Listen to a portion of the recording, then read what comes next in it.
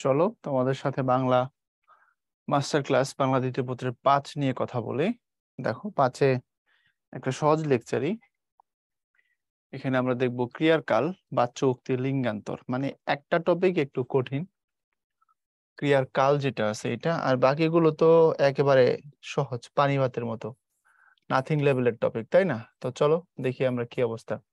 এই বাচ্য উক্তি লিঙ্গান্তর এগুলো সহজ তুলনামূলক। লিঙ্গান্তরকে এখন নতুন বইতে বলা হয়েছে নর নারীবাচক শব্দ, এই নামে আমরা দুটো হেডলাইন এখানে ইউজ করছি। ওকে, আমরা কালের একটু অ্যানালাইসিস দেখি। দেখো কাল থেকে প্রশ্ন আসছে, 19-20-এ আসছে, 19-20, 18-19, জিএসটিতে 20-21, ঢাকা বিশ্ববিদ্যালয়ের ডিতে আসছে 17-18, বিতে আসছে 14-15-তে। হালকা ভাবে নেওয়ার তেমন কোনো সুযোগ আমি দেখছি না এখানে। সোজা কথা, তুমি ইংলিশে এটাকে খুব গুরুত্ব দিয়ে পড়ছো, টেন্স। বাংলায় যদি আমরা একে পাত্তাই দিই না, কিন্তু ইংরেজিতে খুব গুরুত্ব দিয়ে পড়ি। বাংলায় পাত্তা দিই না কারণ আমরা আসলে বুঝতে পারি না বাংলা জিনিসটা আসলে কি, বা কিভাবে প্রশ্ন আসে, কিভাবে পড়লে আমি এখান থেকে মানে কাজটা খুব দ্রুত করতে পারবো, বা এখানে ম্যাক্সিমাম আউটকামটা আমি পাবো। এই জায়গাগুলো আমার কাছে ক্লিয়ার না, যার কারণে আমাদের কাছে এই জায়গাগুলো নিয়ে আমরা আমরা একটা ধোঁয়াশাতেই থাকি বলতে পারো আর কি। হ্যাঁ, তো খেয়াল করো, আমরা বলছি যে কালের প্রকারভেদ, বর্তমান, অতীত, ভবিষ্যৎ। আমার কেমনে বলবো আমি তোমাকে, পাস্ট টেন্স, ফিউচার টেন্স, তারপরে প্রেজেন্ট টেন্স। আচ্ছা যাই হোক, দেখো বর্তমান কাল যেগুলো আছে এগুলোকে আমি ইংলিশে লিখে দিই যাতে তোমার বুঝতে খুব সুবিধা হয়। সাধারণ বর্তমান মানে হচ্ছে প্রেজেন্ট, তো বুঝো, এটাকে ইংরেজিতে বলা হয় ইনডিফিনিট। আচ্ছা আমি পুরোটাই লিখি, পরে আবার দেখে গেছে অনেকে বলবে কি না কি লিখছে ভাই। ঠিক আছে না কথাটা? নাও, এটাকে বলা হয় প্রেজেন্ট ইনডিফিনিট। আর পুরা ঘটিত মানে হচ্ছে প্রেজেন্ট পারফেক্ট। আচ্ছা, ঘটমান বর্তমান মানে হচ্ছে প্রেজেন্ট কন্টিনিউয়াস। বর্তমান অনুজ্ঞাটা সরাসরি পাওয়া যায় না। অনুজ্ঞা বললে আমরা ক্রিয়ার ভাবে দেখবো যে অনুজ্ঞা মানে হচ্ছে আদেশ, নিষেধ, অনুরোধ, উপদেশ, ইচ্ছা, প্রার্থনা। তো সরাসরিটাকে তুমি কালে পাবা না। অ্যাসার্টিভ যে সেন্টেন্সটা আছে, তোমার বিবৃতিমূলক, তারপর ইন্টারোগেটিভ মানে প্রশ্নবোধক, তারপরে ইম্পারেটিভ এবং অপটেটিভ, এই যে দুইটা বাক্য, একটা ইম্পারেটিভ একটা অপটেটিভ, এই দুইটাকে বাংলার সাথে অনুজ্ঞা বাক্য বলে। তো সরাসরি আমরা পাই না, ইংরেজিতে টেন্সে পাই না। তারপরে সাধারণ অতীত, সাধারণ মানে ইনডিফিনিট, বুঝতেই পারছো। এখানে তোমার তাহলে সাধারণ অতীত মানে কি? আমরা বলবো হচ্ছে তোমার পাস্ট ইনডিফিনিট। Past indefinite. ঘটমান অতীত তাহলে কি হবে? Past continuous. নিত্যবৃত্ত অতীত, এটা হচ্ছে habitual fact. Habitual fact of past, মানে অতীতকালে একটা কাজ তুমি করতা, রেগুলার করতা। যদি নিত্যবৃত্ত বর্তমান হয়, এটা হ্যাবিচুয়াল ফ্যাক্ট অফ তোমার present tense or present indefinite.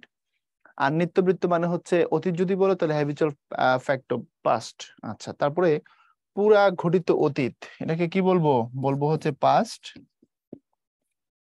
Perfect.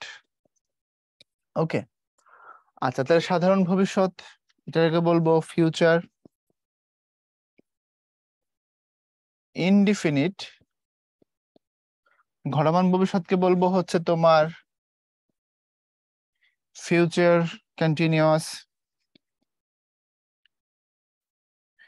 ভবিষ্যৎ অনুজ্ঞা, যেহেতু অনুজ্ঞাগুলো হুবহু পাই না, সেগুলো নিতে নিতে পারবো না। পুরাগঠিত ভবিষ্যৎকে বলবো কি বলবো? বলবো হচ্ছে future perfect. That's it. Okay, এখন আসো পুরা বিষয়গুলোকে নিয়ে একটু ডিটেইলে আলোচনা করি আমরা, তাহলে জিনিসটা একদম ক্লিয়ার হয়ে যাবে। ইংরেজিগুলো বলার একটাই কারণ, যেহেতু আমরা ইংরেজির সাথে বেশি অভ্যস্ত, এটাকে টেন্স আমরা বলতে পারো। আমার যদি যা মনে পড়ে, আমার সময় থেকে আমরা ক্লাস 5 থেকে পড়ছি ইংরেজিগুলো। 4-এও টিচাররা পড়াইছে কিনা মনে পড়ে না, তবে 5 থেকে আমরা এগুলো পড়ছি। তো এখন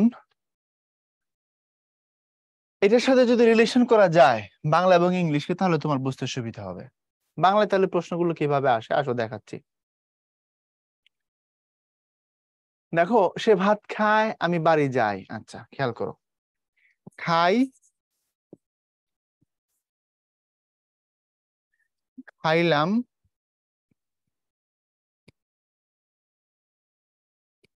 খেয়েছি, খেয়েছিলাম। দেখো, এই খাইলাম মানে খেলাম, আমি খেলামই বলি, তাহলে আবার সবগুলোর একটা রিদম থাকবে না? তাহলে খাই মানে হচ্ছে বর্তমান, সাধারণ বর্তমান। আচ্ছা, সাধারণ দিয়েই লিখি, তাহলে যেহেতু বাকিগুলোতে আমি ডিটেইলে লিখবো। খাই হচ্ছে সাধারণ বর্তমান,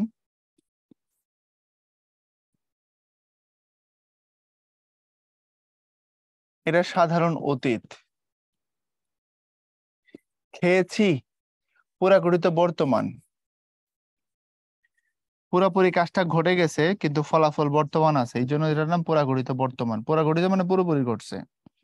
খেয়েছিলাম, ফলাফল বর্তমান নাই, বহু আগে করছে এই কাজটা, পুরোপুরি হয়েছে কিন্তু রেজাল্ট বর্তমান নাই, তাহলে পুরাকৃত অতীত। এই তিনটার পার্থক্য বোঝা খুব জরুরি। আর খাচ্ছি ঘটমান বর্তমান, তাহলে খাচ্ছিটা দিয়ে শুরু করি, তাহলে আরো সুবিধা হবে। খাচ্ছি, খাচ্ছি মানে হচ্ছে ঘটমান বর্তমান। এই চারটা জিনিস যে বুঝতে পারবে তার জন্য টেন্স বোঝা তুলনামূলক অনেক সহজ। এই চারটা জিনিস বোঝা খুব জরুরি। এই চারটা জিনিসকে একটু খেয়াল করো। যখন আমি বলি খাচ্ছি, লিখছি, পড়ছি, ধরছি, দেখছি, কাজ চলমান, তাহলে ঘটমান। আর এজ ইউজুয়াল যদি বলি অভ্যাস হিসেবে খাই, দেখি, আনি, লিখি, করি, হ্যাঁ, এরকম যদি হয়, দেখো খাই, দাই, লিখি, করি, যাই, এরকম যদি হয় তখন সাধারণ বর্তমান হয়। আর খেলাম, কাজ করে ফেলাইছি, খেলাম, তাহলে সাধারণ অতীত। সাধারণ কথাটা মাঝখানে বাদ দিছি, তুমি আবার বলবা এখানে কি গ্যাপ। তোমাদের নিয়ে আমার টেনশনের শেষ নাই। আমার খুব মানে খুঁতখুঁতে লাগে যে আমি কি বললাম আর ছেলে পেলে উল্টা কি বুঝে ফেললো। তাহলে সাধারণ অতীত, বুঝছো? খেলাম, দেখলাম, লিখলাম, আনলাম, ধরলাম, বুঝা গেছে? এগুলোর নাম হচ্ছে সাধারণ অতীত। খেয়েছি, দেখেছি, এনেছি, তারপরে লিখেছি, দিয়েছি, খেলেছি, এগুলোর নাম হচ্ছে পুরাগঠিত বর্তমান। কাজ করে ফেলেছি, আমি ভাত খেয়েছি, মানে আমার খাওয়াটা শেষ, তবে ফলাফল বর্তমান আছে।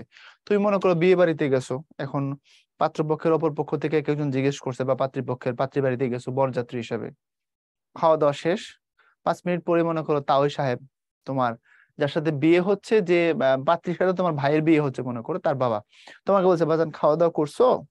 তুমি বললা, জি, তাও আমি খাইছি, আমি খেয়ে খাওয়া দাওয়া করেছি, আমি ভাত খেয়েছি, মানে আমার কাজ শেষ হয়ে গেছে কিন্তু ফলাফল আমার বর্তমান আছে, এখনো পেটে মুরগির রান এবং খাসির কাচ্চি নাড়াচাড়া করছে। তাহলে আমি খেয়েছি, কাজ শেষ, ফলাফল বর্তমান আছে। আর খেলাম, এইমাত্র খেলাম, হাত ধুইতেছো, খেলাম, 1 ঘন্টা, আধা ঘন্টা বা 2 ঘন্টা পরে খেয়েছি, তাহলে মাত্র শেষ হইলে খেলাম, দেখলাম, আনলাম। একটু সময় যদি যায় তাহলে খেয়েছি, দেখেছি, এনেছি। খেয়েছিলাম, অমুকের বিয়েতে গিয়ে খেয়েছিলাম, কত 1 মাস আগে খাইছিলাম, দূর অতীত হয়ে গেছে। দেখেছিলাম, এনেছিলাম, আমি সোনারগাঁও দেখেছিলাম, কত বছর? 2020 সালে। আমি কক্সবাজার গিয়েছিলাম, কবে? গত বছর। বোঝা গেছে?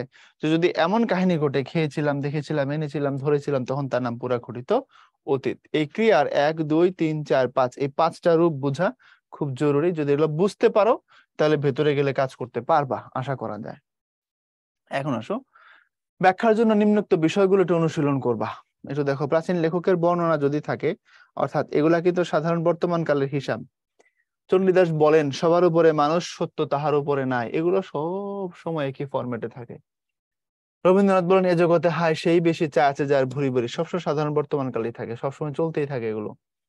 এরপরে যেগুলো বেশি আসবে সেগুলো বলে দিই, সবকিছু পড়ার দরকার নেই ভাই, তোমাদের কমাই দিব।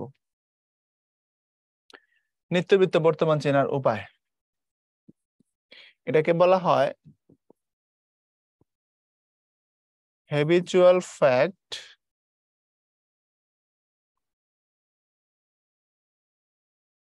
Of present tense.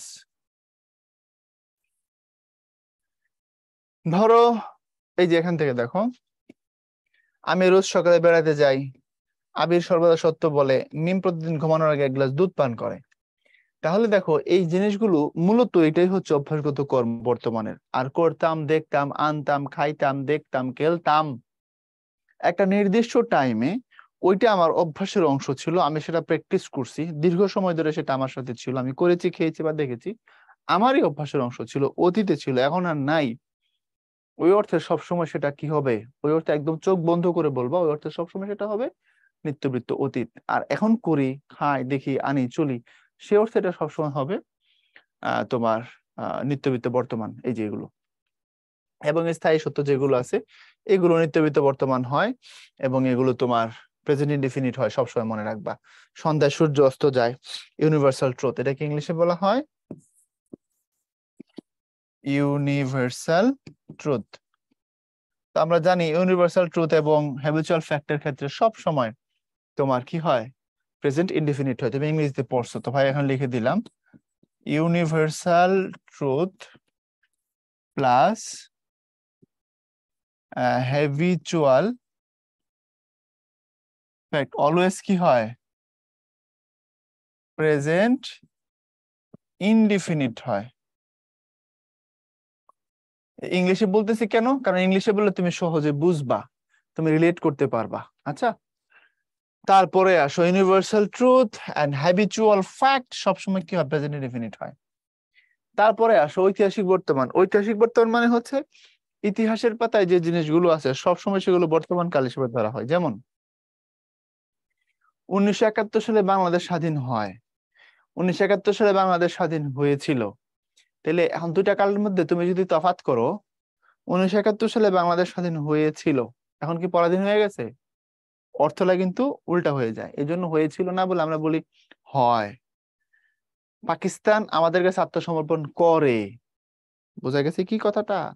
তাহলে 1965 সালে পাকিস্তান এবং ভারতের মধ্যে যুদ্ধ হয়, 1962 সালে শিক্ষা আন্দোলন হয়। হয়েছিল আমরা বলি, বলেন এমন না, তবে ব্যাকরণিক ভাবে তুমি যদি ধরো তাহলে সেগুলো ঐতিহাসিক কালে বর্তমান কাল ধরে বলা হয়। যেমন মেঘনাদ বধ রচনা করেন, মানুষ শহীদ হয়, বাবরের মৃত্যুর পর দিল্লির সিংহাসনে হুমায়ুন আরোহণ করেন। এখন এটা সব সময় ঐতিহাসিক কাল হিসেবে একটা নির্দিষ্ট সময়কে, একটা মুহূর্তকে ধারণ করে আছে ইতিহাসের পাতায়। তো সেই জায়গা থেকে আমরা সব সময় কালগুলোকে কি ধরি, ঐতিহাসিক কালের বর্তমান ধরি। এবং কাব্যের ভণিতায় সবসময় কাব্যের ভূমিকার ক্ষেত্রে বা কবিতার ক্ষেত্রে এগুলো একরকমই থাকে। মহাভারতের কথা অমৃত সমান, কাশিরাম দাস ভনে শুনে বর্ণবান। মানে মহাভারতের কথা অনেক দারুণ, অমৃতের মতো। কাশিরাম দাস ভনে, ভনে মানে বর্ণনা করেন, বলেন, মানুষকে শুনান। এটা তিনি বলেন যে কাশিরাম দাসের কথা এটা হচ্ছে পুণ্যবানেরা শুনে, যারা হচ্ছে ভালো মানুষ তারা মহাভারত শুনে, ওই অর্থে বলা হয়েছে। বুঝছো কথাটা? গেলে এখান থেকে কি শিক্ষা নিলাম? এখান থেকে শিক্ষা নিলাম কাব্যের ভণিতাগুলো ঐতিহাসিক কালের যে সময়গুলো আছে সবগুলো কি হয়, এগুলো সবগুলো বর্তমান কালের অংশ হয়।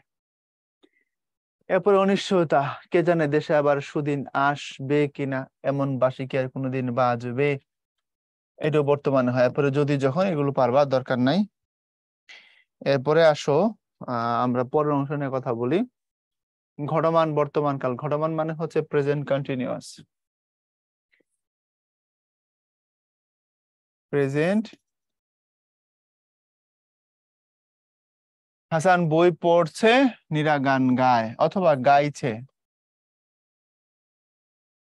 এই অর্থে। ওকে, যেমন ধরো তুমি বললা যে ওখানে শব্দ কিসের, এই জন্য নীরা গান গায় অথবা নীরা গান গাইছে, বোথ আর কারেক্ট। আচ্ছা, ঘটমান বর্তমান কালের বিশিষ্ট প্রয়োগ। এখন বিশিষ্ট প্রয়োগ বললে কি বুঝবা? বিশিষ্ট প্রয়োগ বলে সবসময় বুঝবা স্বাভাবিক প্রয়োগের বাইরের প্রয়োগ, স্বাভাবিক প্রয়োগের বাইরের প্রয়োগ, এটাই হচ্ছে বিশিষ্ট প্রয়োগ। যেমন দেখো, বক্তার প্রত্যক্ষ উক্তিতে ঘটমান বর্তমান কাল ব্যবহৃত হয়। বক্তা বললেন, শত্রু অত্যাচারে দেশ আজ বিপন্ন, ধন সম্পদ লুণ্ঠিত হচ্ছে, দিকে দিকে আগুন জ্বলছে। ঘটনা যে এমন না জ্বলে যাচ্ছে এমন না, দেশের পরিস্থিতিকে বর্ণনা করেছেন তিনি এই কাল হিসেবে। ভবিষ্যৎ সম্ভাবনা অর্থে, চিন্তা করো না, কালই আসছি। এখন আমি কি আজকে আসছি না কালকে আমার ঘটনা ঘটবে, আসবার ঘটনা আগামীকাল ঘটবে, কিন্তু আসছি কথা কিন্তু এখন যে আমার আশা চলমান, আমি যে আমার কাজ চালায়া যাচ্ছি, নট লাইক দ্যাট, কাজটা আগামীকাল হবে। এই অর্থে, ভবিষ্যৎ সম্ভাবনা অর্থে। বাবা বাড়ি আসছেন, আসছেন মানে আগামী সপ্তাহ, কিন্তু টেন্সের প্রয়োগটাকে আসছেন, দেখছেন, চলছেন, ঘটমান বর্তমান কালের প্রয়োগ, কিন্তু আসলে কাজ তো সামনে হবে, এই অর্থে। ক্রিয়া পূর্বে শেষ হলো, তার ফল এখনো বর্তমান থাকলে পুরাগঠিত বর্তমান কাল ব্যবহৃত হয়। যেমন এবার আমি পরীক্ষা উত্তীর্ণ হয়েছি, এতক্ষণ আমি অঙ্ক করেছি। পুরাগঠিত বর্তমান হচ্ছে প্রেজেন্ট পারফেক্ট টেন্স।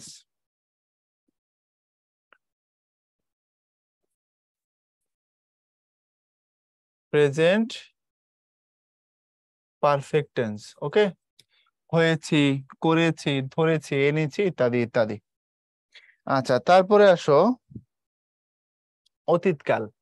সাধারণ অতীত, গেল, করলো, ধরলো, মরলো, আনলো, ধরলাম, মনলাম, আনলাম, খেললাম, খাইলাম, ইত্যাদি। এখন সাধারণ অতীতকালে বিশিষ্ট প্রয়োগ। তো বিশিষ্ট প্রয়োগ বলতে তোমাদের কি বুঝেছে এতক্ষণ ধরে? স্বাভাবিক প্রয়োগের বাইরের প্রয়োগ, পুরা গঠিত বর্তমান স্থলে, অর্থাৎ দেখতে এটা প্রেজেন্ট পারফেক্ট, কিন্তু আসলে পাস্ট ইনডেফিনিট। একটু খেয়াল করো, এতক্ষণে জানিলাম কুসুমে কীট আছে। এখন কুসুমে কীট আগে থেকে ছিল, আমি জানিলাম এতক্ষণে বা এক্ষণে মাত্র জানলাম।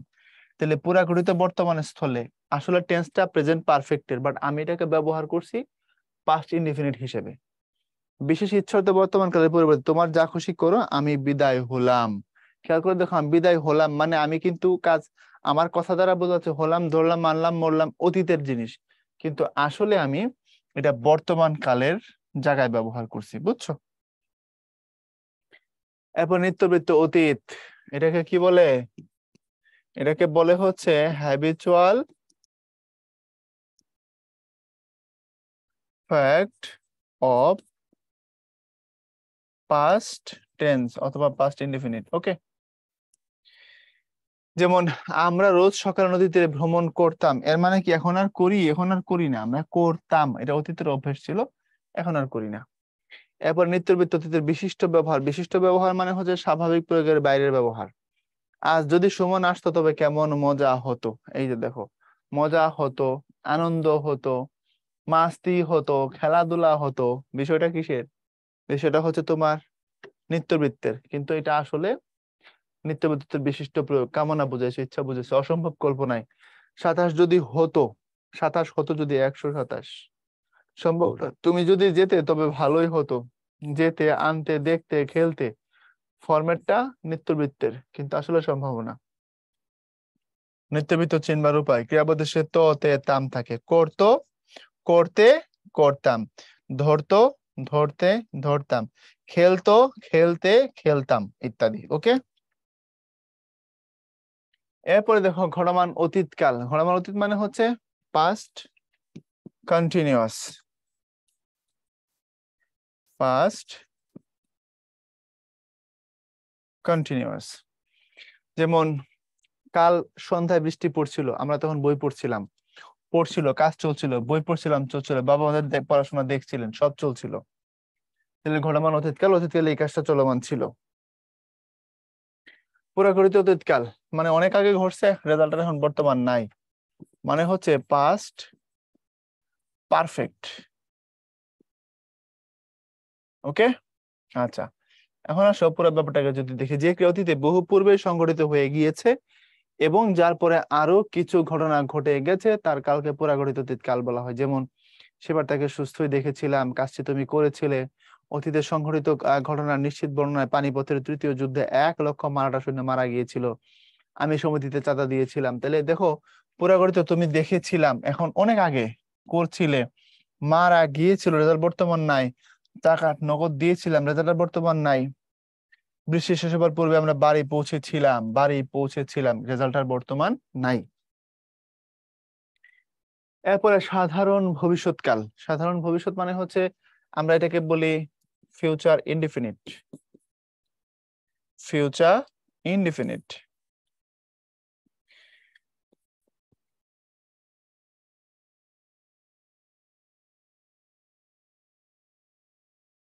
আমরা মাঠে খেলতে যাব, শীঘ্রই বৃষ্টি আসবে। এই যে যাব, আসবে, ধরবে, চলবে, খেলবো, যাব, আনবো, ইত্যাদি।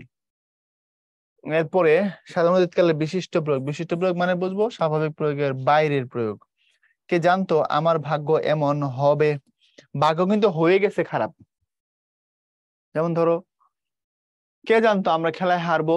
হারবো কথাটা দেখতে ভবিষ্যৎকালের। হারবো, আমরা যদি খেলি ওদের সাথে আমরা হারবো, আমরা যদি সেখানে যাই তাহলে দেখবো, আমরা যদি এটা করি তাহলে আমাদের ক্ষতি হবে। দেখো কিন্তু এখন এগুলোকে আসলে মানে ফরম্যাটটা কি একটু খেয়াল করে দেখো তো। কে জানতো আমরা এই দিনটা দেখবো, ফরম্যাটটা ভবিষ্যৎকালের কিন্তু ঘটনা ঘটে গেছে কিন্তু, ঠিক না? মানে আমরা একটা খারাপ সময় দেখে ফেলছি, আমরা খারাপ সময় দেখে ফেলছি, অতীতের ঘটনাকে ভবিষ্যতের ফরম্যাটে প্রকাশ করতেছি। কে জানতো আমরা একটা খারাপ দিন দেখবো, কে জানতো আজকের ম্যাচটা আমরা হেরে যাব।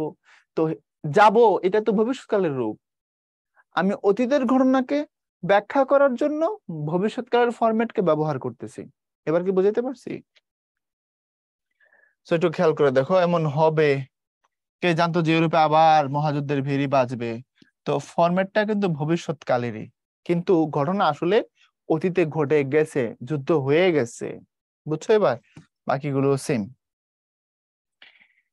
এরপরে তোমরা হয়তো বিশ্বনবী পড়ে থাকবে, একটা বই, গোলাম মোস্তফার লেখা বই পড়ে থাকবে, মানে তোমরা পড়ে ফেলেছো এই অর্থে।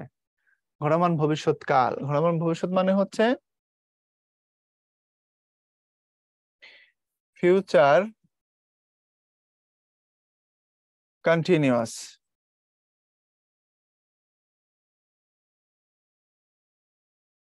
যেমন ধরো, আমরা খেলতে থাকবো, আমরা আনতে থাকবো, আমরা দেখতে থাকবো, আমরা সিনেমা দেখতে থাকবো, তুই আসিস, এই অর্থে আর কি। হ্যাঁ, পুরা গঠিত ভবিষ্যৎকাল মানে ফিউচার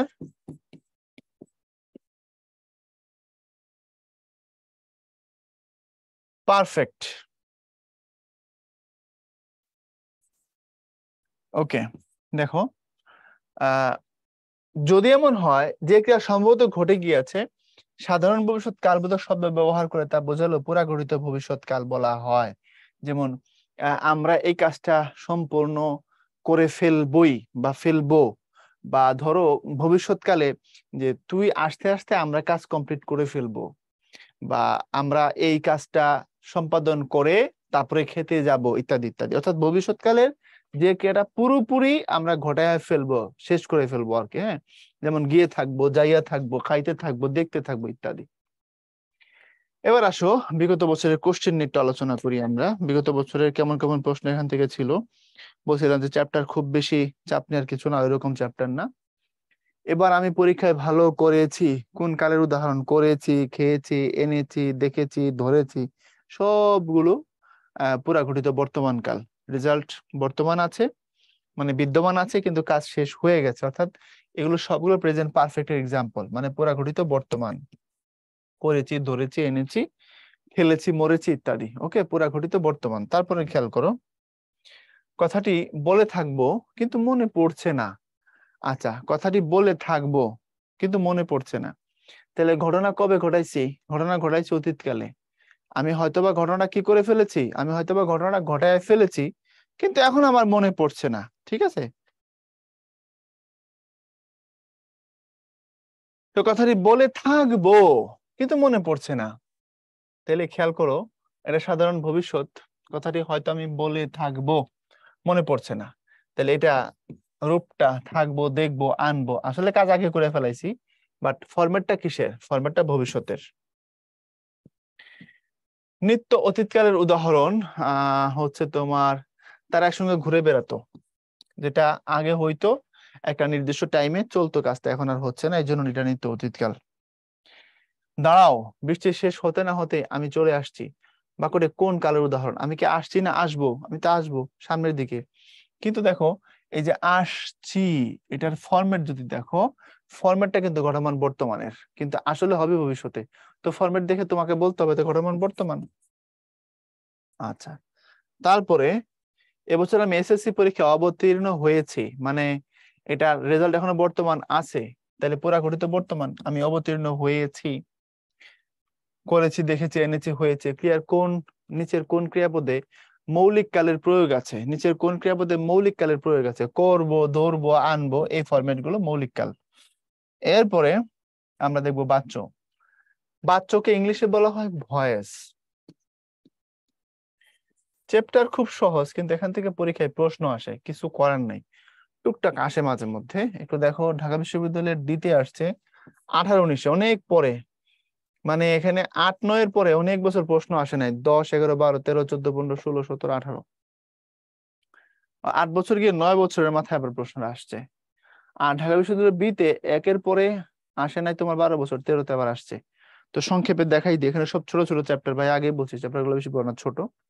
তো চলো দেখো, একটু সংজ্ঞাটার দিকে তাকাও। তোমরা তো ইংলিশে ভয়েস পড়ে জীবন জীবন সব শেষ করে ফেলাইছো, কিন্তু বাংলায় তো আর ভয়েসের দিকে ওইভাবে নজর দেও না। বাংলায় ভয়েসকে বাচ্চা বলে, একটা ক্রিয়াপদকে তুমি বিভিন্ন ফরম্যাটে, বিভিন্ন ঢঙে, বিভিন্ন ফ্লেভারে তুমি চাইলে প্রকাশ করতে পারো। যেমন ধরো, আহ আমি ভাত খাই, এটাকেই তুমি বলতে পারো আমার দ্বারা ভাত খাওয়া হয়, বলতে পারো। আবার যেমন ধরো, সে চিঠি লিখে, তার দ্বারা চিঠি লেখা হয়। সে কক্সবাজার ঘুরে, তার দ্বারা কক্সবাজারে ঘোরা হয়। ওই একই কথা, অর্থটা সেম আছে, শুধু সাবজেক্ট আর অবজেক্টের মধ্যে মারপ্যাচ, এই না? তুমি যে ইংলিশে পড়ছো আই ইট রাইস, এটাকে আবার করছো rice is eaten by me, ওই কাহিনীটা এখানে করবা, আর তো কিছু না। তো অর্থাৎ যেটাকে তুমি ইংলিশে পড়ে পড়ে জীবন শেষ করছো, সেটাকে খালি বাংলায় পড়বা। তো এই যে বাক্যের যে প্রকাশ ভঙ্গি, বাক্যের বলতে মূলত ক্রিয়ার আর কি, হ্যাঁ। তো বাক্যের যে প্রকাশ ভঙ্গি, প্রকাশের যে স্টাইল, তাকে বাচ্য বলে আর কি। সে বাজারে যায়, তার দ্বারা বাজারে যাওয়া হয়। সাহসী ছেলেটিকে পুরস্কৃত করা হয়েছে, প্যাসিভ ভয়েসে আছে, সাহসী ছেলেটি পুরস্কার পেয়েছে। কোথায় যাওয়া হচ্ছে, এটা ভাব বাচ্য। তো কোনটা কখন কিভাবে বুঝবো, চলো জিনিসটাকে আলোচনা করে দিচ্ছি। ইংলিশে বলে দিলে একদম মুহূর্তের মধ্যে বুঝতে পারবো, আমি জানি। কর্তা বাচ্চা মানে হচ্ছে অ্যাক্টিভ ভয়েস, আর কর্মবাচ্য মানে হচ্ছে প্যাসিভ ভয়েস। তাহলে কর্তা বাচ্চার কর্তাই প্রধান, আর এখানে কর্মই প্রধান।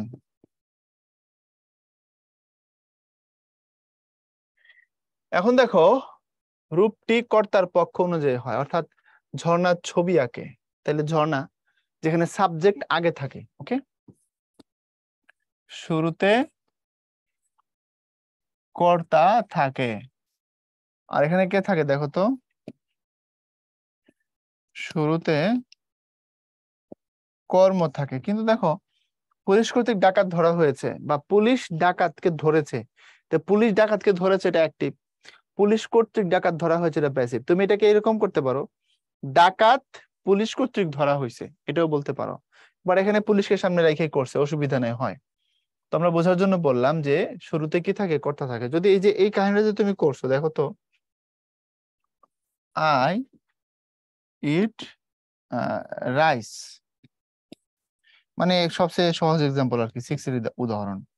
আর এটাকে যখন তুমি আবার করো, rice is eaten by me, নিয়ম অনুযায়ী সাবজেক্ট অবজেক্ট হয়েছে, অক্সিলারি ভার্ব আসবে সাবজেক্ট এবং তোমার ভার্বের ইয়ে অনুযায়ী, এবং ভার্বের পিপি হয়ে যাবে, আর অবজেক্ট সাবজেক্ট হবে, সাবজেক্ট অবজেক্ট হয়ে যাবে। এই যে তুমি সিকোয়েন্সটা মিলাইছো, এখন আসো এই জায়গাটাতে করছোটা কি। এই যে এখানে আই ইট রাইস, এই আইটা মি হয়েছে, শেষে চলে গেছে, রাইসটা শেষে ছিল, আগে চলে আসছে, এবং ভার্বের পিপি হয়েছে, তার সাথে অবজেক্ট এজ ইউজুয়াল ভার্ব আসছে সাবজেক্ট অনুযায়ী এবং তোমার টেন্স অনুযায়ী। এখন এই কাজটাকেই আমি ভাত খাই, আর আমার দ্বারা ভাত খাওয়া হয়, তাই না? তো এগুলোই তো, খুব যে বেশি কিছু আছে এমন না, ভাববাচ্চ আছে, একটু সামান্য কঠিন, দেখা দিব। এখন দেখো, ঝর্ণার ছবি আঁকে, আমি আগামীকাল বাড়ি ফিরবো, কর্তা বাচ্চ, আমার দ্বারা আগামীকাল বাড়ি ফেরা হবে।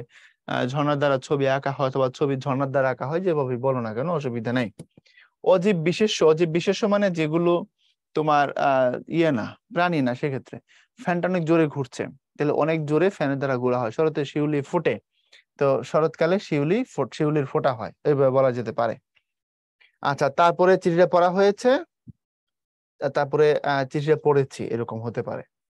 এরপরে ভাববাচ্য, ভাববাচ্য বোঝার জন্য একটা ছোট্ট করে একটু গল্প শুনো, তাহলে ভাববাচ্য সহজে বুঝতে পারবা। আর কর্মকর্তৃবাচ্য বলেও একটা আছে, সেটা আমি তোমাদের ধরাই দিব, একটু দেখো। ভাববাচ্য এবং কর্মকর্তৃবাচ্য দুটোই দেখাচ্ছি।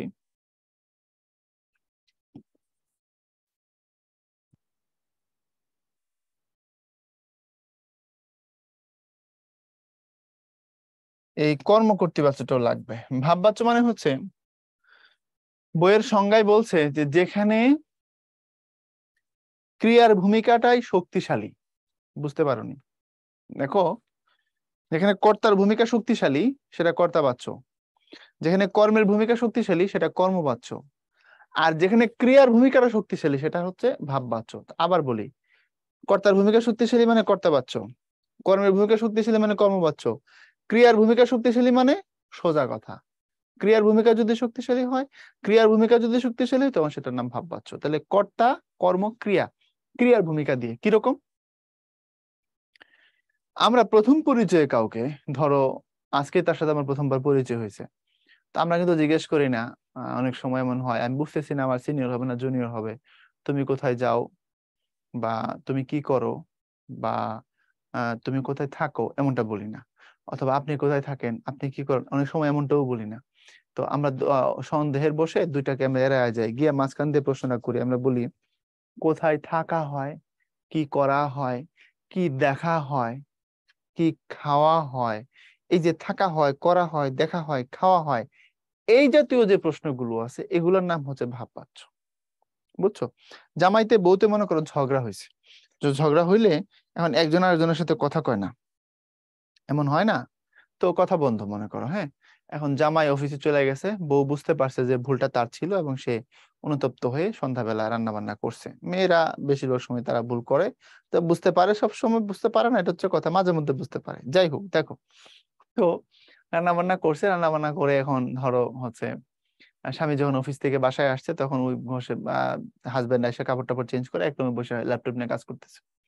তো ডাইনিং এ বসে বউ ডাকতেছে এরকম, আমার ক্ষুধা পেয়েছে, কারো ইচ্ছে হলে আমার সাথে খেতে পারে। আর জামাই পাশ থেকে বলতেছে আমার ক্ষুধা নেই, যার ইচ্ছা হয় সে খেয়ে ফেলুক।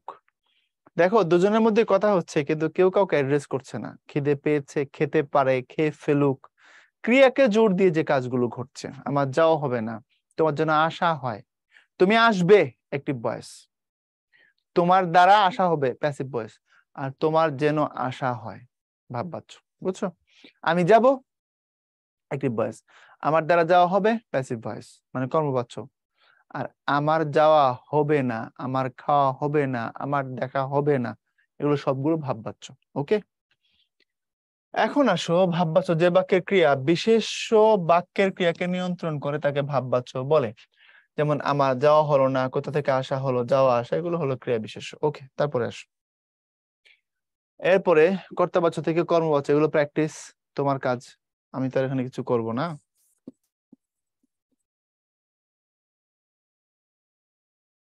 Practice maximum perfect. এরপর কর্মবাচ্য থেকে কর্তাবাচ্য, কর্মবাচ্যের বাক্যকে কর্তাবাচ্যে রূপান্তরিত করতে হলে কর্তার সঙ্গে যুক্ত দ্বারা দিয়ে কর্তৃক প্রভৃতি অনুসর্গ বাদ দিতে হয় এবং ক্রিয়াকে কর্তার অনুসারী করতে হয়। যেমন প্রধান শিক্ষক কর্তৃক জাতীয় পতাকা উত্তোলিত হয়েছে, তাই প্রধান শিক্ষক জাতীয় পতাকা উত্তোলন করেছেন আর উত্তোলিত হয়েছে, দ্যাটস ইট। ওকে, তারপরে আহ কর্তাবাচ্য থেকে ভাববাচ্য, তুমি কখন এলে, কর্তাবাচ্য তোমার কখন আসা হলো, ওখানে কেন গেলে, ওখানে কেন যাওয়া হলো, ইত্যাদি। ভাববাচ্য থেকে কর্তাবাচ্য, একটু বাইরে বেরিয়ে আসা যাক, বাইরে বেরিয়ে আসি, এটা না বলে বলছি আসা যাক। ওকে, এখন আসো কর্ম কর্তৃবাচ্য জিনিসটা কি। কর্মই যেখানে কর্তার ভূমিকা নেয়। যেমন তোমাদের আগের লেকচারে বুঝাইছিলাম, বাঁশি বাজে ওই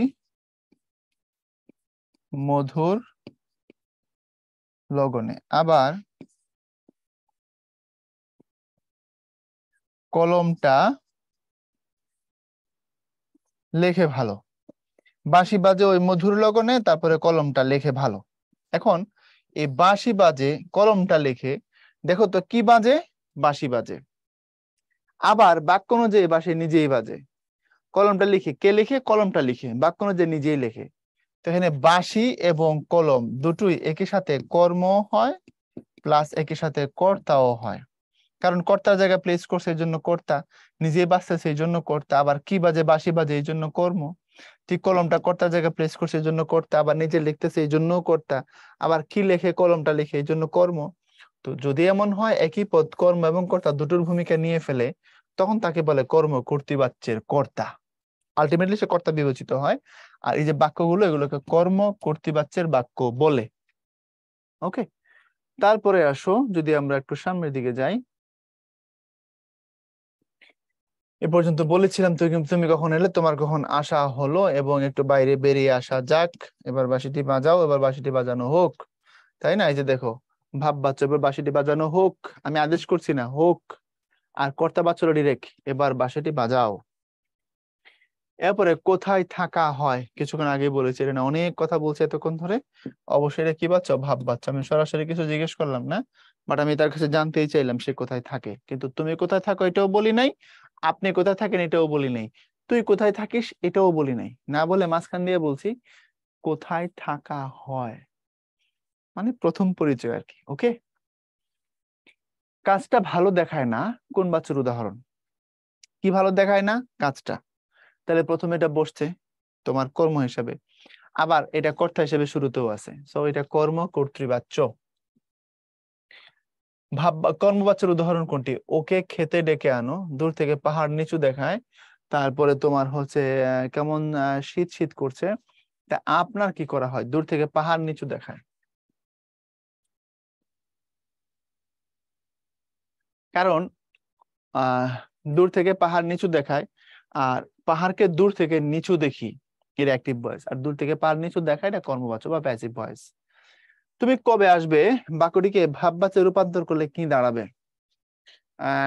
তুমি কবে আসবে, তাহলে তোমার কখন আসা হবে। ওকে, তোমার কখন আসা হবে। কোনটি ভাববাচ্যের উদাহরণ? খেতে পারবো না, কাপড় কিনেছি, শেষ পর্যন্ত খাওয়া হবে না, সে কিছুই বলে না। খাওয়া হবে না, যাওয়া হবে না, সে এখন কিছুই বলো না। না, এখন কিছুই বলো না, এটা হচ্ছে এখন কিছুই বলো না অ্যাক্টিভ ভয়েস। তোমার দ্বারা যেন কিছু না বলা হয়, এটা প্যাসিভ ভয়েস। আর কিছুই, এখন কিছুই না বলা হোক, এটা ভাববাচ্য। আর এখন যেটা শেষ পর্যন্ত তার খাওয়া হবে না, যাওয়া হবে না, দেখা হবে না, এগুলো হচ্ছে সবগুলো ভাববাচ্য। ওকে, তারপরে কোন বাক্যটি ভাববাচ্যে রচিত? আমার যাওয়া হবে না, এই যে এটা। তো আমার যাওয়া হবে না, আর এখানে শেষ পর্যন্ত তার খাওয়া হবে না, বোথ আর সেম। সো দুটি হবে এখানে ভাববাচ্য। তারপরে কোন বাক্যটিতে ভাববাচ্যের উদাহরণ আছে? তোমার পরীক্ষা দেওয়া হবে না। কারণ দেখো বাকিগুলো, তুমি পরীক্ষা দেবে না একটি, তুমি পরীক্ষা দিতে পারবে না, না তোমার পরীক্ষা দেওয়া হবে না, খাওয়া হবে না, দেওয়া হবে না। কোন বাক্যটি ভাববাচ্যের উদাহরণ? আবার সব ভাববাচ্য থেকে এত প্রশ্ন, এত এত পছন্দ এটা। যেতে পারবে না, যাবে না, তোমার যাওয়া হবে না, যাওয়া হবে না, খাওয়া হবে না, দেখা হবে না, আনা হবে না, ইত্যাদি। উক্তি, উক্তি আসলে মানে কি পড়াবো বলো? ইংলিশে তুমি এটাকে ন্যারেশন হিসেবে পড়তে পড়তে জীবন যৌবন সব শেষ করছো, তাই না?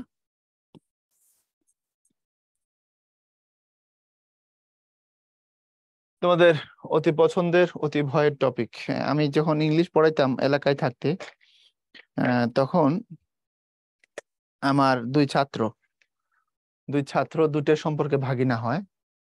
তো এরা হচ্ছে আহ পুরো এক সপ্তাহ কোচিং এ আসে নাই, মানে আমার কাছে পড়তে আসে না কি ব্যাচে। তখন তো সপ্তাহে 7 দিনই পড়াইতাম, এটা 2007 সালের কথা বলছি, 7-8, আমার কলেজ লাইফ। আচ্ছা, তো পুরো শনিবার থেকে বৃহস্পতিবার পর্যন্ত ওরা দুইজনের একজনও আসে না, জোড়ায় জোড়ায় আসতো কোচিং আমার কাছে পড়তে। ওরা দুজনে হলো খালাতো ভাই। তো আমার সম্পর্কে ভাগিনা হয় আর কি, ওদের নানারা আমার মামা হয়। যাই হোক, এখন আসো বোঝার চেষ্টা করো। তো এরা পুরো এক সপ্তাহ আসে নাই, পরের সপ্তাহ শনিবারে আসছে। কি ব্যাপার, তোরা আসছ নাই কেন? আপনি কইছিলেন ন্যারেশন শেষ করবেন এক সপ্তাহ, শিখাইয়া প্র্যাকটিস ম্যাকটিস করে সব শেষ করবেন, এক সপ্তাহ টাইম নিয়েছিলেন, এই জন্য আমরা ন্যারেশন আমরা পড়বো না, তাই আমরা আসিনি। অর্থাৎ শনিবার থেকে বৃহস্পতিবার পর্যন্ত আমি ন্যারেশন পড়াইছি, আর ওরা ন্যারেশন পড়বে না, এই জন্য ওরা আসেনি, হিসাব শেষ। বুঝতে পারছো? আমার ন্যারেশন আসলেই চোখের সামনে এদের কথা মনে পড়ে, যে ন্যারেশন পড়বে না, তা এক সপ্তাহ প্রাইভেট বন্ধ, আসেই নাই, চোখের সামনেই পড়ে নাই। কারণ ইস্যু কি, ন্যারেশন পড়বে না। তো ন্যারেশনকে এত ভয় পাইতো আর কি। হ্যাঁ, এই জন্য বললাম তোমাদের ভয়ের এবং অনেকের খুব পছন্দের। যাই হোক, বাংলা এটা কিছুই নাই, ইংলিশে যা একটু একটু আছে, কারণ ইংলিশে তুমি তো এখানে চেঞ্জ করতে হবে, তুমি টেন্সের বিরাট কাজ করতে হয় ভার্বের উপর, আর পার্সনের কাজ করতে হয়, এই দুটা জিনিসেরও তো চেঞ্জ লাগে, তাই না? তো ইংলিশে তুমি যে টেন্স ধরে ভার্বের চেঞ্জ করো এবং পার্সনের যে চেঞ্জ করো, এগুলো ইংলিশে বোঝা এবং প্রপারলি করা মাঝে মধ্যে খুব হার্ড জব। আবার তুমি যখন প্যাসেজ নারেশন গুলো করবা, অ্যাড করার জন্য যে লিঙ্কার গুলো ব্যবহার করবা, কখন কোনটা কোন জায়গায় শোভনীয় ভাবে করতে পারা না পারা, এগুলো জায়গাগুলো একটু কঠিন, একটু সময় দিয়েই শিখতে হয়। বাট বাংলা এগুলো একদম নাথিং লেভেলে, একদমই নাথিং লেভেলে। তো প্রত্যক্ষ এবং পরোক্ষ উক্তি আমরা জানি দুই রকম, বক্তার যে কথার উপস্থাপনের ধরনটাই উক্তি। তো প্রত্যক্ষ উক্তিকে কি বলে? প্রত্যক্ষ উক্তিকে বলা হচ্ছে ডিরেক্ট নারেশন, আর পরোক্ষটাকে বলে ইনডিরেক্ট নারেশন। এই ইংলিশ ভার্সনের আছে তারা সহজে বুঝবে আর কি। এখন দেখো, যদি আমরা উক্তির পরিবর্তন নিয়ে যদি কাজ করি, বা এখানে যদি বলি ছেলেটি বলল আজ আমি অনেক পড়েছি, ছেলেটি বলেছিল যে সেদিন সে অনেক পড়েছে, তাহলে আমি থাকলে সে হয়, আর আজ টুডে থাকলে তোমার দ্যাট ডে হয়। তো এখানে ওই যে সেদিন হয়েছে, টুডেটা হয়ে গেছে, আমি থাকলে সে হয়েছে ইত্যাদি। ইনভার্টেড কমা উঠে গেছে, তার জন্য কমা বসছে এবং একটা যে বসছে, দ্যাট বসছে, এই তো। তো ইংলিশটারই বাংলা যদি করো তাহলে একই জিনিসটা বের হয়ে আসবে, আর কিছু না ভাইয়া। তো এটা আমার মনে হয় না আমি এখানে তোমার যদি রিডিং ফিডিং করে আগাগোড়া পড়াই, কিছুক্ষণ ধরে রিডিং করি, এই রিডিং এ তোমার যে আমি খুব উপকার করে ফেলবো ব্যাপারটা এমন না। তো তুমি এখানে নিজে পড়লেও এটা চলবে, আছে এগুলো প্র্যাকটিস করে নিও।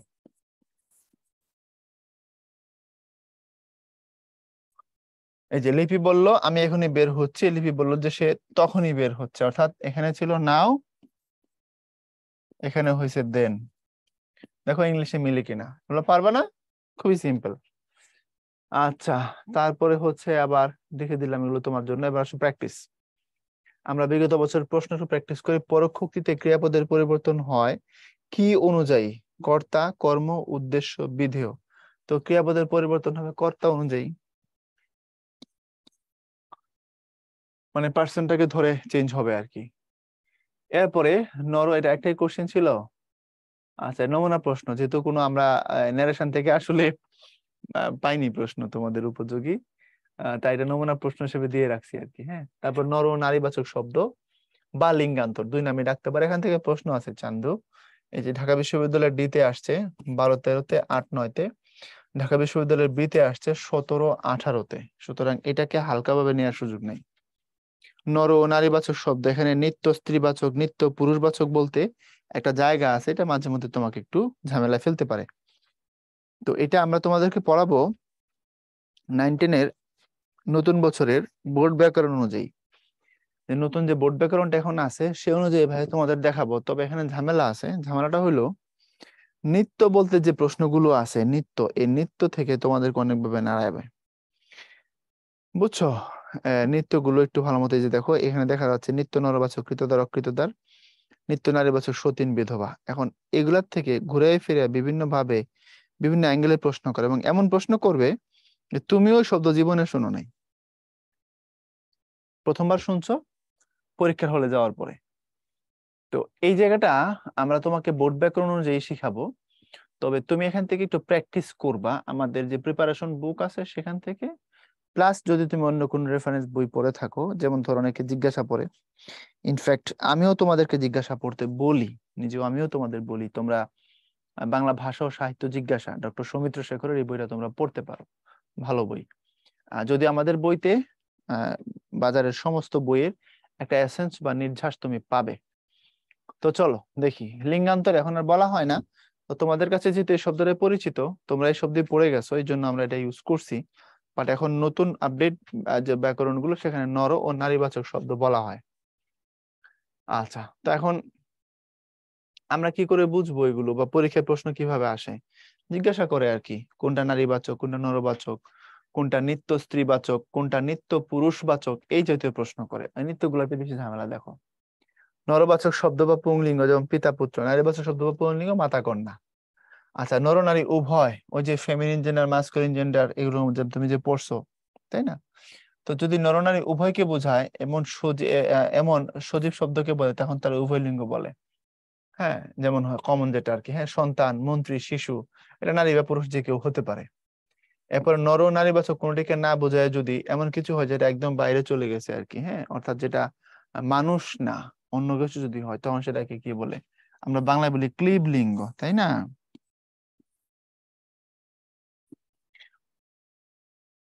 ওকে, এটাকে নিউট্রাল জেন্ডার বলে আমার যদি ভুল না হয় ইংরেজিতে।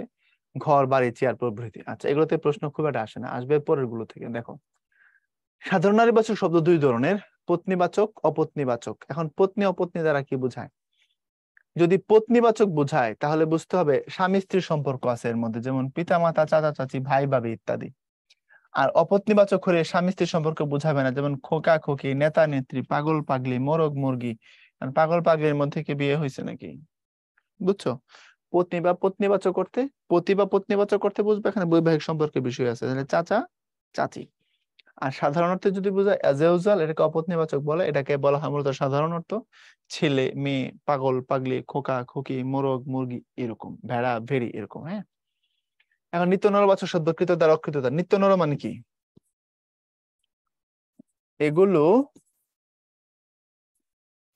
কেবল পুরুষবাচক হয়, বুঝছো? মানে এর বিপরীতে কোনো নারীবাচক শব্দ পাওয়া যায় না, এটাই। তো কৃতদার, অকৃতদার আরো আছে, ঢাকি, তারপরে কবিরাজ। এগুলোর কোনো কি পাওয়া যায় না? স্ত্রীবাচক শব্দ পাওয়া যায় না। তো কবিরাজ তো বুঝতেই পারো, কবিদের রাজা এই অর্থে না, গাছ গাছরা ভেষজ ওষুধপত্র দিয়ে যিনি চিকিৎসা করেন তিনি হচ্ছেন কবিরাজ। আরেকজন একদিন এলেন, কবি নয় কবিরাজ, সরি কি বলছি এগুলো, কবিরাজ নয় কবি। তিনি নিম গাছের দিকে তাকায় থাকলেন, নিম গাছের সৌন্দর্যে বিমোহিত হইলেন, হয়ে এক সময় বললেন, এক ঝাঁক নক্ষত্র যেন, হ্যাঁ, নেমে এসেছে কোথায়? হলুদ নক্ষত্র নেমে এসেছে সবুজ সায়রে। অর্থাৎ গাছের পাতা নীল, আকাশে গাছের পাতা নীল, আর আকাশের নক্ষত্র বলছে হলুদ। অর্থাৎ নিমের হলুদ ফুলগুলো সবুজ পাতার মধ্যে ওইরকম মনে হচ্ছে। তারপর নিম গাছের মনে হইলো যেন আমি তার সাথে চলে যাই। কার সাথে? কবির সাথে। নিম গাছ গল্প থেকে বলছি, হ্যাঁ। তো এই কবিরাজ শব্দটা সবসময় পুরুষবাচক অর্থে ব্যবহৃত হয়, এর অন্য কোনো ফরম্যাট নাই, অন্য কোনো ফরম্যাট হয় না। ওকে, ঢাকি। ঢাকি মানে হচ্ছে ঢোল যিনি বাজান, ঢোলক যিনি বাজান তাকে ঢাকি বলা হয়। আর কৃতদার অকৃতদার মানে হচ্ছে একজন শহীদ আর একজন গাজী। বুঝতে পারো নাই? কৃতদার মানে যে বিয়ে করছে, দার গ্রহণ করেছে, যে সে কৃতদার। বানান বুঝো কিন্তু, এই যে এই দার বা দ্বারা, যেভাবেই বলো দ্বারা, দুটার অর্থই হচ্ছে বউ। আর এই দ্বার মানে হচ্ছে দরজা।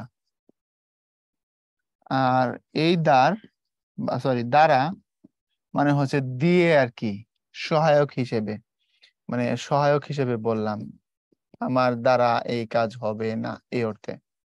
তাহলে বুঝছো, সব দ্বারার অর্থ এক না। ওই দ্বারা মানে বউ, এই দ্বার আর দ্বারা দুটোর মানে বউ। তাহলে অকৃতদার মানে যে বিয়ে করে নাই, গাজী। আর কৃতদার মানে যে বিয়ে করছে, মানে শহীদ। পুরুষ মানুষ দুই রকম, জীবিত, বিবাহিত। ঠিক আছে? পুরুষ, এই ছেলেরা শুনে রাখ, পুরুষ কয় রকম? দুই রকম, জীবিত, বিবাহিত। পুরুষের জীবন নিয়ে একটা গল্প আছে, শোনাই দেই না গল্পটা? একটা মজা, এটা গল্পটা কিন্তু ট্রাজিক, এতক্ষণ ফান করছি তবে গল্পটা ট্রাজিক। অনেক কিছু শিখার আছে গল্পটা থেকে, আমি তোমাদের একটু শোনাবো গল্পটা। এটা আমি একটা নাটকে শুনছি। নাটকটার নামও আমার মনে আছে, আমি তোমাদের বলবো, সম্ভব যদি হয় নাটকটা তোমরা দেখে নিবা। অসাধারণ নাটক। নাটকের নাম হচ্ছে তোমার লক্ষ্মী টেরা। লক্ষ্মী টেরা নাটকের নাম। টেরা আছে না চোখ এরকম, লক্ষ্মী টেরা।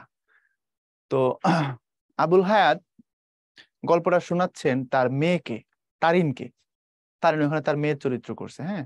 তো আবুল হায়াত শোনাচ্ছেন তার মেয়েকে, খুব দারুণ, শোনো, কাজে দিবে জীবনে। যে আল্লাহ সৃষ্টি করলেন আহ গাধা। গাধা সৃষ্টি করে বললেন যে তুই হচ্ছিস গাধা, মানুষের বোঝা বহন করবি, তারপরে খেতে পাবি কেবল ঘাস লতা পাতা, ওরকম ভালো খাবার পাবি না, এবং তোর হায়াত হবে 40 বছর বা 50 বছর, এরকম তোর হায়াত হবে 50 বছর। তো আমার এই হায়াতের ফিগারটা কম বেশি হতে পারে, তবে থিমটা ঠিক থাকবে আর কি, মিলাই নিবা নাটক যদি দেখো। তো তোর হায়াত হবে 50 বছর। তোর গাধা বললেন, আল্লাহ আমি এত কষ্ট করব, ঘাস খাবো, লতা পাতা খাবো, ভালো করে কিছু খাইতে পারবো না, মানুষের বোঝা বহন করবো, তো কষ্টের জীবন, 50 বছর টানতে হবে আমার, দরকার নাই, কমাই দাও, 25 বছর বাদ দিয়ে দাও, অত বছর বাঁচতে চাই না এত কষ্ট করে। তো আল্লাহ বলেন ঠিক আছে যা। তো তার 25 বছর আল্লাহ বাদ দিয়ে তাকে হায়াত করে দিলেন 25 বছর। আল্লাহ সৃষ্টি করলেন বাঁদর, সৃষ্টি করে বললেন তুই হচ্ছিস গিয়ে বাঁদর, এবং তোর হায়াত হলো 20 বছর। তার সাথে আরো কাহিনী আছে, তুই গাছে গাছে ডালে ডালে দৌড়াবি, এটা ওটা খাবি, মানুষকে আনন্দ দিবি, এটা তোর জীবন, এবং তোর হায়াত 20 বছর। তো বান্দর বলল নিজের জন্য আর কি করবো, মানুষ আনন্দ দেবো, গাছের ডালে ডালে ঘুরবো, 20 বছর বাচ্চা আমি কি করবো, কমাই তো 10 বছর, যা দিলাম কমায়, তোর হায়াত 10 বছর। আল্লাহ বানাইলেন কুকুর, বানায় বললেন তুই হচ্ছিস গিয়া কুকুর, তুই খাবি উচ্ছিষ্ট, মানুষের ফেলে দেওয়া জিনিস, যেটা মানুষ তোকে খুব একটা ভালোবাসবে না বেশিরভাগ ক্ষেত্রেই, নোংরা করে খাবি, কষ্টের জীবন হবে ম্যাক্সিমাম ক্ষেত্রে, এবং তোর হায়াত হবে 20 বছর। কুকুর বলল আল্লাহ এত বছর বাঁচা কি করবো, এমন কষ্টের জীবন 20 বছর টানার কোনো মানে আছে, তুমি কমাই দাও, আমি 10 বছর চাই না, 10 দাও, ঠিক আছে দিলাম 10, নিয়ে যা 10। ওকে। এরপর আল্লাহ বানালেন পুরুষ, just a story man, come on. Allah বানাইলেন পুরুষ, বানায় বললেন যে তুই হচ্ছিস গিয়ে পুরুষ, তুই সৃষ্টি জগতের মধ্যে তোরে আমি একটা কর্তৃত্ব করার অতিরিক্ত পাওয়ার দেব, গায়ে শক্তি থাকবে বেশি নারীর থেকে, শারীরিকভাবে তুই বেশি সক্ষম হবি, বেশি পরিশ্রম করতে পারবি, বুদ্ধিবৃত্তিক ভাবে আমি তোকে ব্যাপক সক্ষমতা দেব, তুই প্রকৃতির উপর নিয়ন্ত্রণ প্রতিষ্ঠা করবি, এবং তোর হায়াত হলো 25 বছর। তো পুরুষ বলল আল্লাহ এত সুযোগ সুবিধা দিলা, একটা বিজনেস ক্লাস স্ট্যাটাস, অথচ হায়াত দিলা মাত্র 25 বছর, এটা কি হইলো, বাড়াই দাও না। আল্লাহ বললো বরাদ্দ নাই, বাড়াই দেবো কেমনে? বললো পুরুষ আবেদন করলো, ওই যে গাধা ছাড়ছে 30 বছর, আমার দিয়ে দাও, 50 বছরের মধ্যে 25 ছাড়াই গেছে, ওটা আমার দিয়ে দাও, যা দিলাম। আল্লাহ দিয়ে দিলেন। তারপর যে কুকুর ছেড়ে দিছে 10 বছর, ওটা আমার দিয়ে দাও, দিলাম। বাদর ছেড়ে দিছে 10 বছর, এটা তো আমার দিয়ে দাও, দিলাম। তাহলে 25 আর 20 কত হলো, 45, যে ধার করে নিল। আর আগে থেকে ছিল কত, 25। তাহলে এই 45 আর 25 কত হয়, 55, 65, 70। এখন গল্পের থিম হচ্ছে এটা, আবুল হায়াত বুঝাচ্ছেন, এই জন্য পুরুষ পুরুষের মতো বাঁচে 25 বছর, যেটা আল্লাহ তাকে বরাদ্দ করে দিয়েছিলেন। তারপরে সে বিয়ে করে, সংসারের ঘানি এসে পড়ে তার শরীরের উপরে, সেটাকে টানে, ছেলে মেয়ে হয়, তাদেরকে মানুষ করে, বিয়ে শাদী করায়, পুরা সংসার টানে, গাধার মতো টানে। ওই গাধার হায়াত তারপরে শুরু হয়, 25-এর পরে শুরু হয় গাধার হায়াতটা, ওটা দিয়ে সে পরবর্তী 25 বছর চলে, চলতে চলতে তার বয়স 50, বার্ধক্য পরে একটা সময় গিয়ে সে জীবনের শেষ দিকে উপনীত হয়, ছেলে মেয়ে হয়, নাতি নাতনি বড় হয়, তখন তার আর ফ্যামিলিতে ওইভাবে কন্ট্রিবিউট করার খুব একটা সুযোগ থাকে না, মানে সে বুড়া হয়ে যায় আর কি 50 বা 60-এর পর। তখন কি হয়, তখন ছেলের বউ শ্বশুরকে দেখতে পারে না, শাশুড়িকে পছন্দ করে না, 3 ছেলে, কোন ছেলের বউ দেখতে পারে না, 2 মেয়ে বিয়ে দিয়ে রাখছে বিভিন্ন জায়গায়, তো এই ছেলের বাসায় 5 দিন, ওই ছেলের বাসায় 2 দিন, ওই মেয়ের বাসায় 1 সপ্তাহ, এরকম করে বাঁদরের মতো তোমার এক এক জায়গা থেকে এক এক জায়গায় ডালে ডালে ঘুরে বেড়ায়, ডালে ডালে ঘুরে বেড়ায়, আর নাতি নাতনিদের সাথে একটু আনন্দ দেয়, তাদেরকে একটু খেলা টেলা দেখে আনন্দ করে, বাঁদরের ভূমিকা তার। এবং দ্য ট্রাজিক ওয়ান, তেমন কোনো সমাদর, ভালোবাসা, সহানুভূতি আর তারা বার্ধক্যের শেষ মুহূর্তে পায় না, যে যা দেয় সেটুকুই খেতে পায়, কারণ তার তো কোনো ক্ষমতা নাই, তার হাতে আর কিছুই থাকে না, কুকুরের মতো উচ্ছিষ্ট খেয়ে পরবর্তী সময়টা তাকে খুব কঠিন ভাবে বাঁচতে হয়। ওই যে হায়াতগুলো সে নিছে, যাদের থেকে নিছে, তাদের বৈশিষ্ট্যটা একটা সময়কে তার প্লে করা লাগে, বুঝছো? এটা কিন্তু খুব অর্থবহ একটা স্টোরি। আমি নাটক দেখে শুনছি, নাটকের নামও তোমাদের বলছি, চাইলে নাটকটা দেখে নিতে পারো, দেখে এখান থেকে আরো ভালো মতো বুঝতে পারো।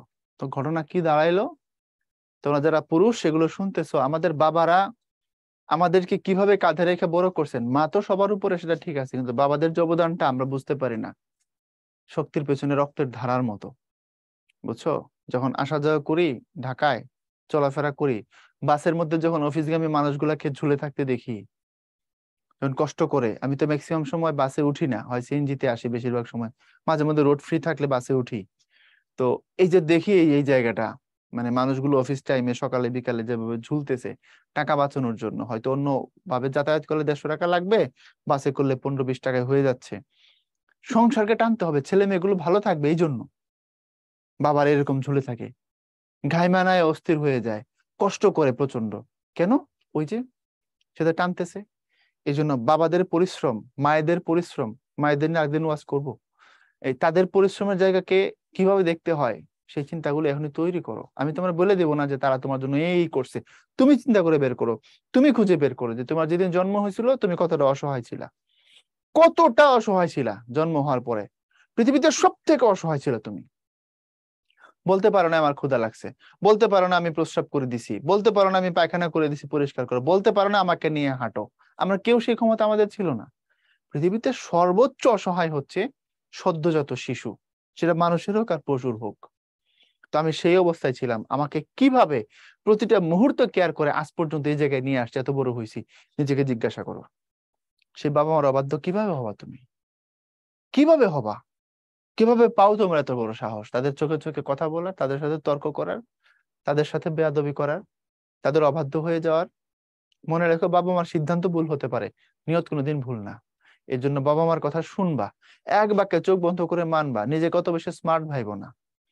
বুঝা গেছে? তাদেরকে আতেল খেদ মনে করো না, তাদের থেকে বেশি তুমি কোনোদিন বুঝতে শিখো নাই, শিখবাও না। বুঝে গেছে? সুতরাং নিজের সমস্ত সিদ্ধান্তের উপরে তাদের সিদ্ধান্তকে প্রাধান্য দিবা। আমি পার্সোনালি, বিশ্বাস করো, অনেস্টলি স্পিকিং, আমি আমার লাইফের কখনো কোনো জটিল সমস্যা যদি আমি পড়ি, থাকে না কত প্রবলেম, যদি এমন হয় আমি আমার সমস্ত জ্ঞান বুদ্ধি বিশ্ববিদ্যালয় ডিগ্রি সমস্ত কিছু দিয়ে সলভ করতে পারতাছি না, তখন যেটা হয় আমি আম্মাকে একটা ফোন দিই, দিয়ে আমি বলি যে এই টাইপের একটা প্রবলেমে আমি পড়ছি, সমাধান করতে পারতাছি না, তুমি আমার জন্য দোয়া করো।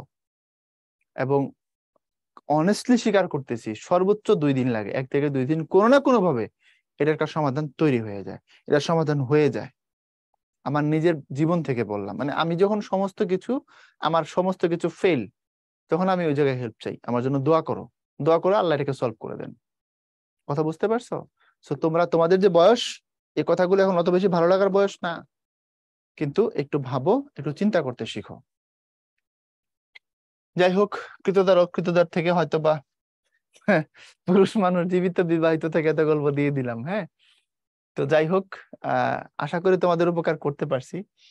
আর আঙ্কেলরা আন্টিরা যারা আমাকে শুনতেছেন, আন্টিরা হয়তো বলবেন যে তুমি বলছো জীবিত বিবাহিত। হ্যাঁ, কি বলবো বলেন, সবাই বলে যে পুরুষ মানুষ 2 রকম, জীবিত বিবাহিত, ঠিক আছে।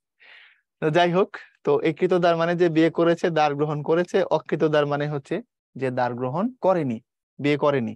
তো এই কথাগুলো সবসময় পুরুষদের ক্ষেত্রে হয়। আর নিত্য স্ত্রীবাচক, সতীন, বিধবা, আরো আছে কিছু, আমি লিখে দিচ্ছি।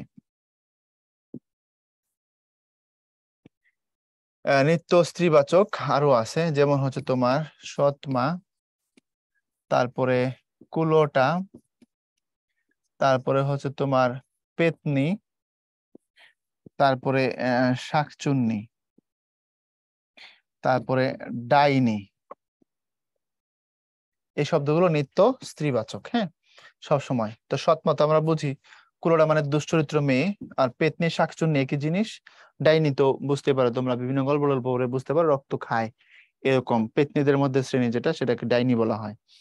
ওকে, তো তারপরে আসো আমরা সামনের দিকে যাব। প্রত্যয় যুগে কিভাবে লিঙ্গান্তর করা হয়, এটা পরীক্ষা জিজ্ঞেস করতে পারে, কোন প্রত্যয় যুগে কোনটা হয়েছে। আ যুগে হয়েছে বৃদ্ধ বৃদ্ধা, এ যুগে দাদা দাদি, এগুলো পারবা, আমার না পড়লে কোনো কিছু তোমার সমস্যা নাই, তুমি রিডিং করলে হয়ে যাবে। ওকে, এরপরে নি যুগে জেলে জেলেনি, বেদে বেদিনী, বতি এবং মতি যুগে, এই দেখো বান থাকলে বতি হয়, মান থাকলে মতি হয়, মনে রাখবা। আমি বলে দিই, এটা 8 এর বই থেকে ডিটেল পড়তে পারো, সুন্দর আছে, মনে রেখো। হ্যাঁ, বান থাকলে বতি মানে গুণবান, গুণবতী। আচ্ছা, কথাটা মনে হয় সুন্দর, হ্যাঁ লেখাটা না?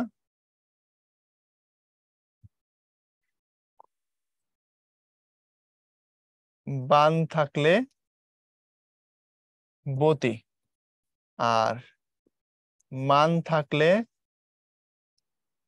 মতি। শ্রীমান শ্রীমতী, বুদ্ধিমান বুদ্ধিমতী, পুণ্যবান পুণ্যবতী। ওকে, এই জায়গাটা একটু খেয়াল করো। আচ্ছা, তারপরে হচ্ছে এছাড়া অক প্রত্যয় যুগে হয়, যেমন পাঠক পাঠিকা লেখক লেখিকা গায়ক গায়িকা, এগুলো অক প্রত্যয় দিয়ে করা হয়েছে।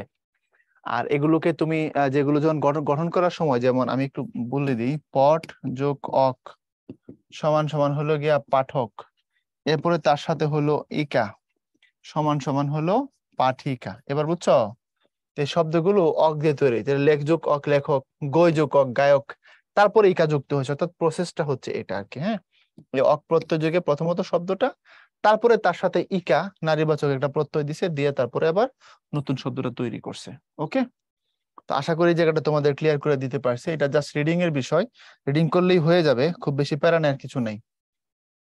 ওকে, তারপরে আসো নারী নির্দেশক শব্দ যুগে, অর্থাৎ শব্দের আগে একটা নারীবাচক শব্দ বসাই দিব আর কি।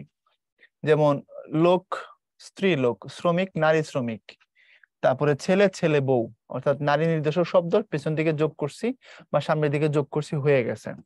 এরপরে স্বতন্ত্র শব্দে, মানে টোটালি দুটো আলাদা শব্দে, কিছুটা বিপরীত শব্দের ফ্লেভার এখানে পাবা। ভাই বোন, পিতা মাতা, ছেলে মেয়ে, বর কনে, বাদশা বেগম, বিপরীত টাইপের শব্দ এবং লিঙ্গান্তর হয় এগুলোর দ্বারা।